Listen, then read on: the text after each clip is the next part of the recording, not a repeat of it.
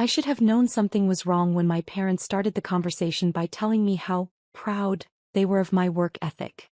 Emma, you've always been so responsible, Mom said, sliding a stack of papers across our kitchen table.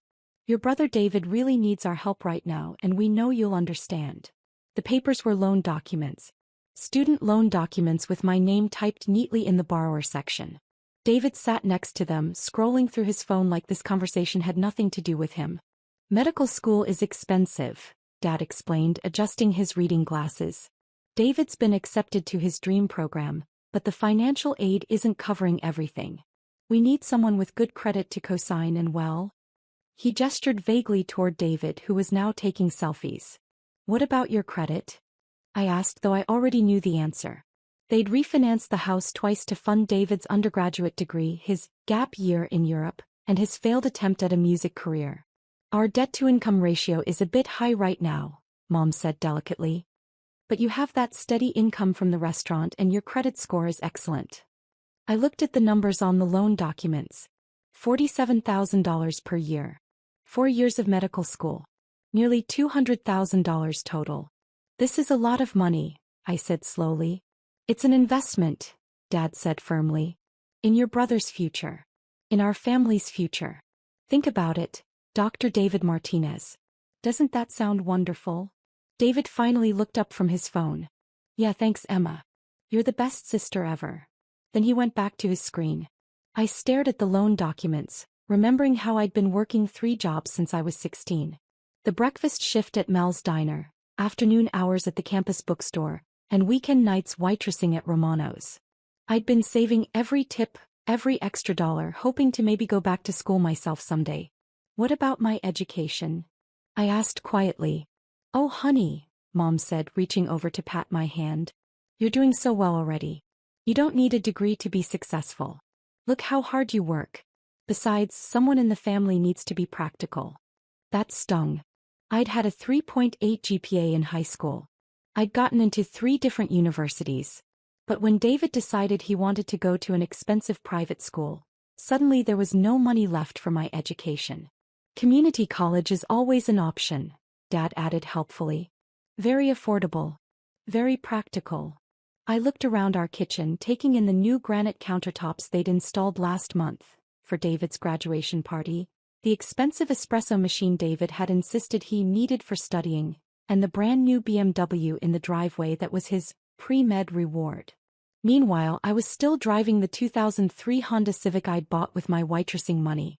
Can I think about it? I asked. Of course, sweetheart, Mom said. But the deadline for accepting the loan is tomorrow, so don't think too long. That night, I sat in my tiny studio apartment, the cheapest place I could find within commuting distance of all 3 jobs, and stared at those loan documents. $200,000. Even with minimum payments, I'd be paying this back for the next 20 years. But David was family. And family helps family.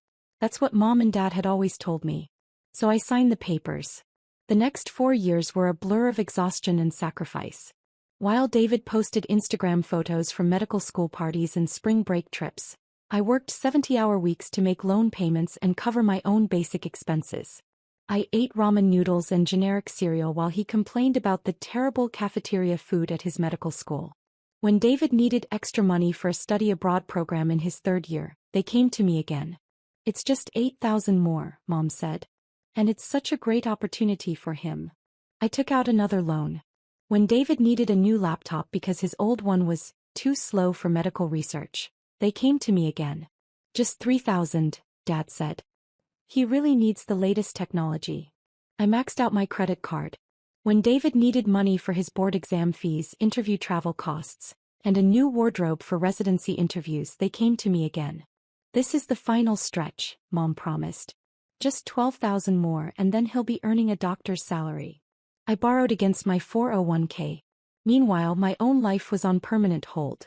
I'd applied to nursing school twice but had to withdraw both times because I couldn't afford to cut back my work hours for classes. I was 26 years old with no savings, no degree, and debt that felt like a mountain I'd never climb.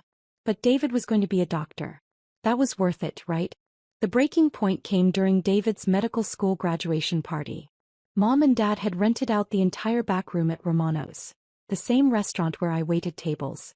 I was working that night, serving champagne and appetizers to my own family's celebration. I watched David laugh with his medical school friends, talking about his upcoming residency at a prestigious hospital. I heard him tell people about his plans to specialize in dermatology because the lifestyle is better and the money is incredible. And then I heard him talking to his girlfriend. "Yeah, my parents really supported my dreams," he was saying loud enough for everyone to hear. "They sacrificed so much to help me get through medical school. I'm so lucky to have family who believed in me." His girlfriend nodded sympathetically. "That must have been hard on them financially." "Oh, not really," David said, waving his hand dismissively. "My sister covered most of it. She's got this whole martyrdom complex, always wants to be the hero. Honestly, I think she likes feeling needed." My hands started shaking as I balanced a tray of drinks. "That's so nice of her though," his girlfriend said. David shrugged. "I guess. I mean, it's not like she was going to do anything important with the money anyway. She's just a waitress. This way at least it went toward something meaningful." The tray slipped from my hands, sending glasses crashing to the floor. The entire room went quiet and turned to look at me. "Sorry," I mumbled, kneeling to pick up the broken glass. "I'll clean this up." Mom rushed over, more concerned about the disruption to David's party than the fact that I was bleeding from a glass cut on my hand. "Emma, please be more careful," she whispered urgently. "This is David's special day." That night, after the party ended and I'd finished cleaning up, I sat in my car in the restaurant parking lot and cried. 26 years old, $60,000 in debt, working 3 jobs to pay for my brother's dream while my own life disappeared one payment at a time. But as I sat there, something shifted inside me.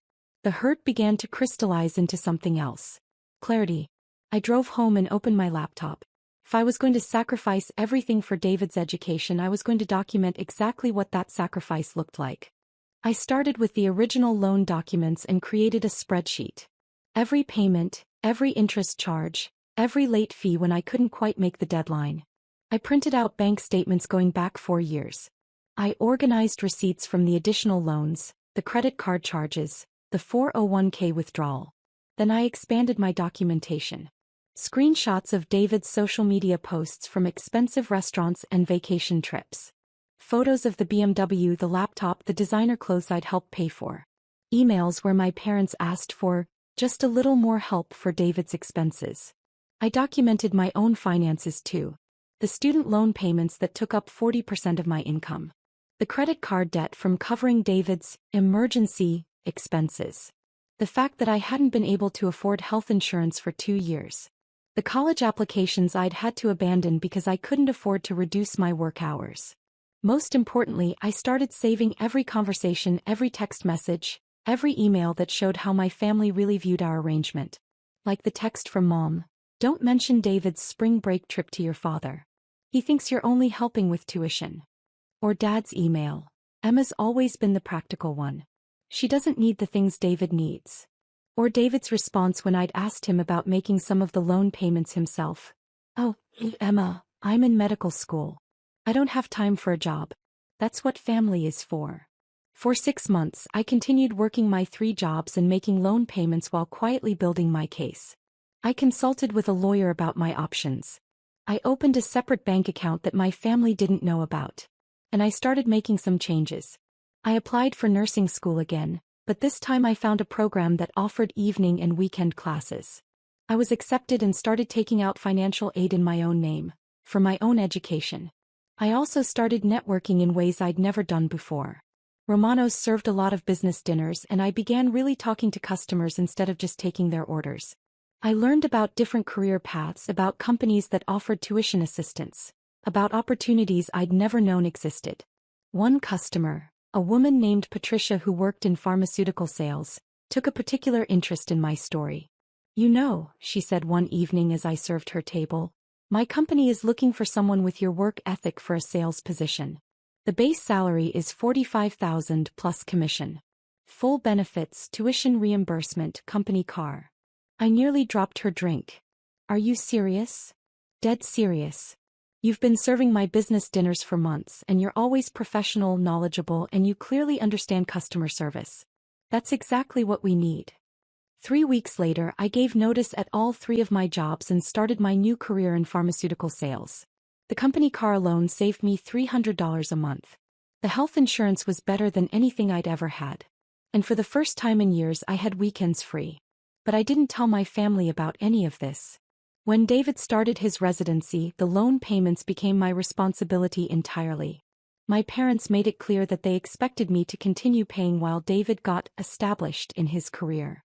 Residents don't make much money, Mom explained during one of our monthly family dinners. It would be really unfair to burden David with these payments right when he's starting his medical career. How long until he starts helping with payments? I asked. Oh, probably not until he finishes his residency, Dad said. Maybe when he starts his fellowship. Or when he gets into private practice. These things take time. David nodded seriously. Yeah, Emma, I really appreciate you carrying this. Don't worry. Once I'm making real doctor money, I'll totally pay you back. I smiled and said I understood. But by then I'd done the math. David's residency would be 4 years. His dermatology fellowship would be another year. Even after that, he'd want to get established and build up his practice. I was looking at least 7 more years of payments, probably longer. Meanwhile, my new job was going incredibly well. My natural customer service skills translated perfectly to pharmaceutical sales, and my work ethic impressed everyone. Within 6 months, I was the top performer in my region. Within a year, I'd been promoted to a senior sales role with a base salary of $68,000 plus commission. I was making more money than I'd ever imagined, but my family didn't need to know that. The turning point came during David's second year of residency. He'd been complaining about his small apartment and had found a perfect 2-bedroom place that was $800 more per month in rent. The thing is, Mom said during our usual monthly dinner, David's salary can't really cover the increase. We were hoping you could help with maybe $600 a month, just until he gets his attending position. I looked around the table. David was nodding eagerly, already mentally decorating his new apartment. Dad was pulling out his calculator, probably figuring out how to make this seem reasonable. Mom was giving me her special, "We're all counting on you" smile. That's $7,000 a year, I said slowly. It's an investment in David's mental health, Mom said. Doctors need to live in nice places. It affects their professional image. David jumped in. Plus, Emma, you should see this place. It has a gym and a pool. Maybe you could come over and use them sometimes. It would be like I'm sharing with you. The generosity of allowing me to occasionally use amenities I'd be paying for was apparently supposed to seal the deal. I smiled. Can I think about it? Sure, Dad said, but David needs to give them an answer by Friday. That night I made a decision. It was time. I called Patricia, my mentor from the pharmaceutical company, and told her everything. She listened to the whole story, and when I finished she was quiet for a long moment. Emma, she said finally, you need a lawyer. The next day, Patricia introduced me to her attorney, a sharp woman named Jennifer who specialized in family financial abuse cases. What you're describing is a pattern of financial exploitation, Jennifer told me after reviewing my documentation. Your parents have essentially made you an involuntary guarantor for your brother's lifestyle, with no legal protections and no clear timeline for repayment. She explained my options. I could try to get David added to the loans officially, making him legally responsible for payments. I could pursue family mediation. Or I could take a more dramatic approach. Given the amount of money involved and the clear documentation you have, Jennifer said, we could arrange for a family meeting where we present the facts and discuss a formal repayment plan. Sometimes seeing everything laid out professionally helps families understand the reality of what's been happening. I thought about David's graduation party, about his comments about my martyrdom complex, about the fact that he'd never once thanked me directly for the sacrifices I'd made. Let's schedule the meeting, I said. I told my family that I wanted to discuss our financial arrangement at our next monthly dinner, and that I'd invited a family friend who was a lawyer to help us organize everything professionally. That sounds very responsible, Dad said approvingly. It's good to keep proper records. They had no idea what was coming. Jennifer arrived at my parents' house on Sunday afternoon carrying a leather briefcase and a folder thick with documentation. My entire family was there. Mom, Dad, David, and David's girlfriend Sarah, who had basically become part of the family. Thank you all for agreeing to this meeting, Jennifer said professionally. Emma has asked me to help clarify the financial arrangements surrounding David's medical education so that everyone understands the current situation and can plan for the future. She opened her folder and began laying out documents on the dining room table. Over the past 4 years, Emma has paid a total of $73,412 toward David's medical education and related expenses. Jennifer began reading from her summary. This includes the original student loans, supplemental loans for study abroad programs, equipment purchases, exam fees, and living expense assistance. The room was completely silent. David had stopped smiling. The current outstanding balance on the loans in Emma's name is $61,800, Jennifer continued. At the current payment rate, Emma will be making these payments for approximately 18 more years, with total interest costs of an additional $42,000. She pulled out a calculator and showed her work on a legal pad. This means Emma's total financial contribution to David's medical education will be approximately $115,000 over 22 years. Mom and Dad exchanged glances. I could see them doing math in their heads. Now, Jennifer said, let's look at Emma's financial sacrifice in context. She laid out my old pay stubs from the restaurant jobs, showing my income during David's medical school years. Emma was earning approximately $28,000 per year while making these payments. This means that 62% of her gross income was going toward David's education and expenses. She pulled out another document. For comparison, David's current resident salary is $54,000 per year. When he completes his dermatology fellowship, his expected starting salary will be approximately $280,000 per year. The numbers hung in the air like accusations. I've also documented the additional sacrifices Emma has made, Jennifer continued, pulling out more papers. She has been unable to pursue her own education, has no savings or retirement funds, and has been living below the poverty line while funding David's lifestyle. She showed them photos I'd taken of my studio apartment next to screenshots of David's social media posts from expensive restaurants and trips. Finally, Jennifer said, I have documentation of the family's acknowledgement of this arrangement. She began reading from emails and text messages. Mom's request for just a little more help for David's spring break trip. Dad's comment about Emma being the practical one. David's dismissive response about not needing to get a job during medical school. And then the piece de resistance. She played a recording I'd made on my phone during David's graduation party, where he clearly stated that I had a martyrdom complex and was just a waitress who wasn't going to do anything important with the money anyway. When the recording ended, you could have heard a pin drop. David's face had gone completely pale. Emma, I didn't mean.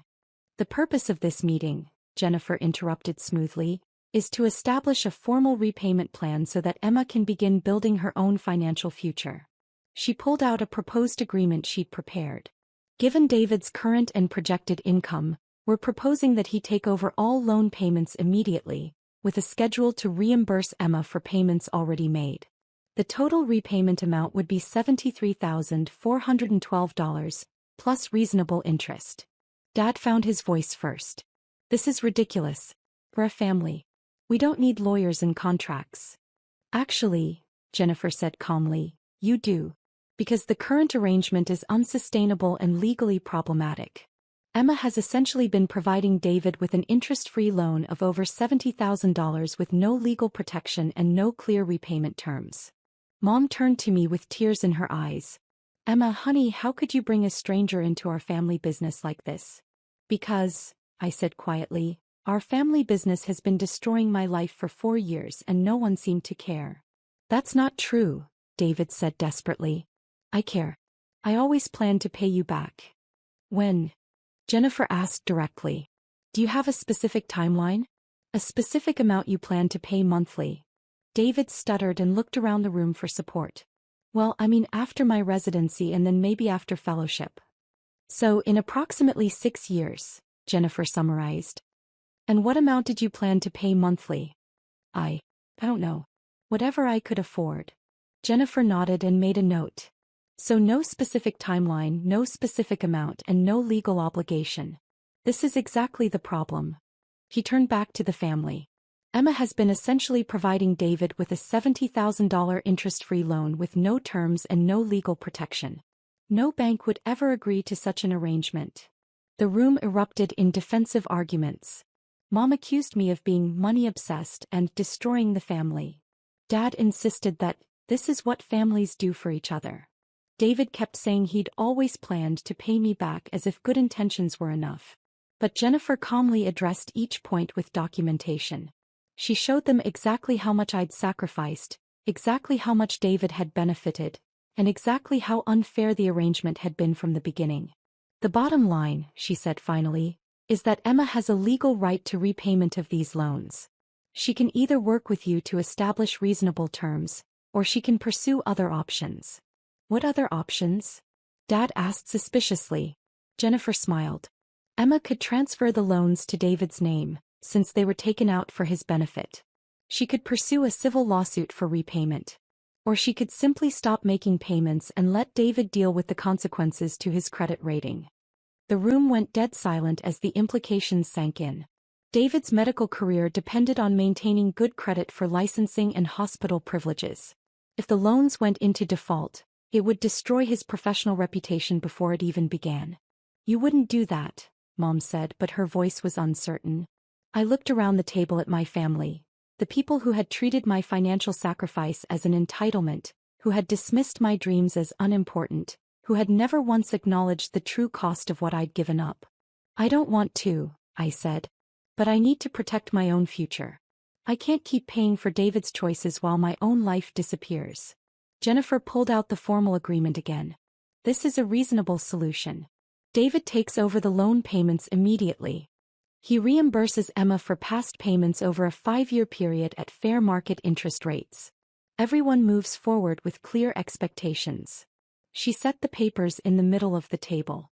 I'll give you 1 week to decide, I said, standing up. Either David signs this agreement, or I stop making loan payments and you can figure out alternative arrangements. I walked toward the door, then turned back.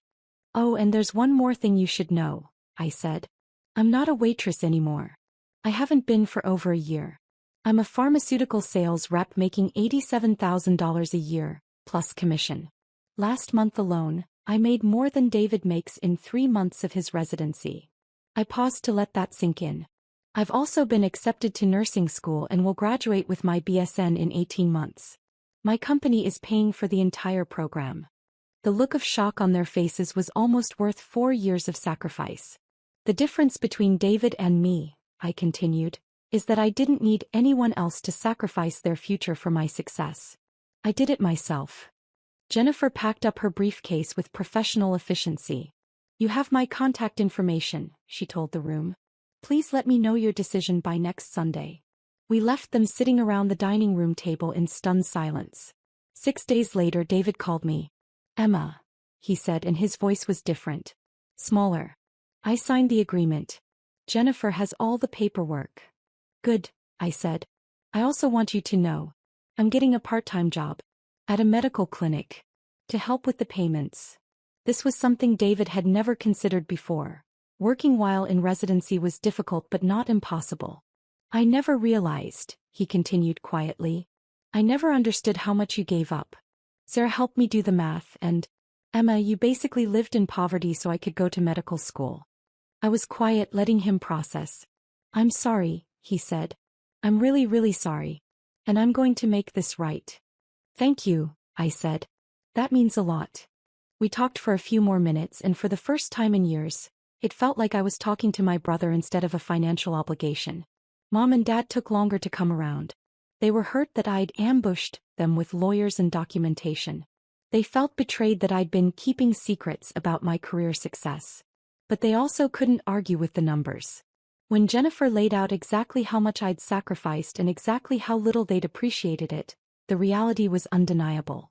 The formal loan transfer took 3 months to complete. David officially took over all payments, and we established a clear schedule for him to reimburse me for past payments. For the first time in 4 years, my paycheck was actually mine. The family dynamics took longer to heal. There were awkward dinners and stilted conversations as everyone adjusted to the new reality that I was no longer the family's financial safety net. But something unexpected happened.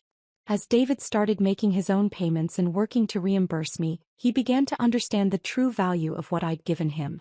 He became more grateful, more thoughtful, more aware of the sacrifices others made for his benefit. Mom and Dad struggled more with the change. They'd gotten used to having me as their solution to David's financial needs, and they didn't like losing that control. But they also couldn't deny that their treatment of me had been unfair. The real transformation in our relationship came 6 months later, when I graduated from nursing school. David surprised me by showing up to the ceremony with flowers and a card. "I know this is 4 years late," he said, "but I wanted to be here for your graduation since you were there for all of mine." Inside the card he'd written, "Thank you for believing in my dreams even when no one believed in yours.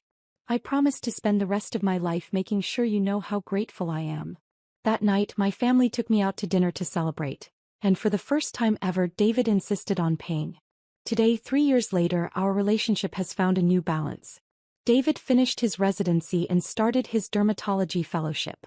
He's been making his loan payments faithfully and has already reimbursed me for about half of my original contributions. More importantly, he's become an advocate for my success instead of a drain on my resources. When I decided to pursue my nurse practitioner degree, David was the first to offer encouragement and support. Mom and Dad have slowly learned to see me as more than just the practical daughter who solves everyone else's problems.